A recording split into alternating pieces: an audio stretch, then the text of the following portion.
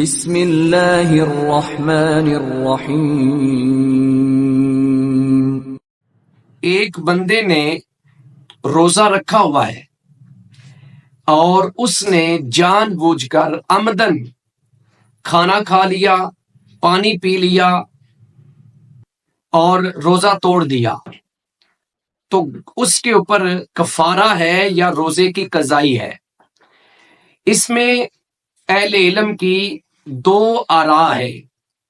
ایک موقف امام ابو حنیفہ رحمہ اللہ تعالیٰ کا اور امام مالک رحمہ اللہ تعالیٰ کا یہ ہے کہ وہ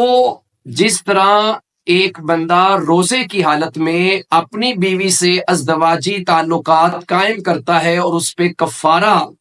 رسول اللہ صلی اللہ علیہ وسلم نے مقرر کیا، تو یہ بندہ بھی کفارہ دے گا۔ لیکن باقی جو ائمہ کرام ہیں، محدثین ہیں، اہل علم ہیں یا تابعین ہیں، ان کی رائے یہ ہے کہ اس نے کبیرہ گناہ کا ارتکاب کیا ہے۔ اس کا وہ مسئلہ نہیں جس بندے نے روزے کی حالت میں بیوی سے تعلقات قائم کیے تھے۔ اس کو اللہ سے توبہ کرنی چاہیے، اپنے اس فعل کے اوپر شرمندہ ہونا چاہیے اور آئندہ کے لیے یہ عمل نہ کرنے کا اللہ سے وعدہ کرے، اور جب رمضان گزر جائے تو یہ جو روزہ اس نے عمدن توڑا تھا اس روزے کی جگہ پہ روزہ رکھے، جیسا کہ علامہ البانی رحمہ اللہ تعالیٰ نے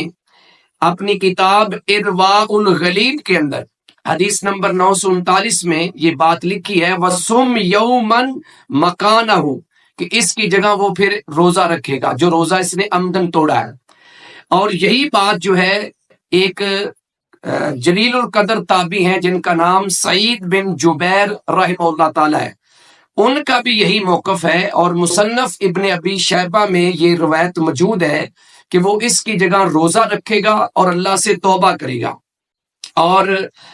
سعودیہ کے ایک بہت بڑے شیخ ہیں، فوت ہو چکے ہیں، شیخ ابن عثیمین رحمہ اللہ تعالی، ان کا بھی یہی موقف ہے، اور ان کی کتاب ہے فتاوی اسلامیہ جس کو دارالسلام نے اردو میں بھی پبلش کیا ہوا ہے۔ اس کی جلد نمبر 2 صفحہ نمبر 191 پر ان کا یہ فتویٰ اور یہ موقف موجود ہے کہ وہ اس کی جگہ روزہ رکھے گا اور جو اس نے غلطی کی ہے اس پر اللہ سے توبہ کرے گا، اور اللہ رب العزت سے وعدہ کرے گا کہ آئندہ وہ ایسی غلطی نہیں کرے گا۔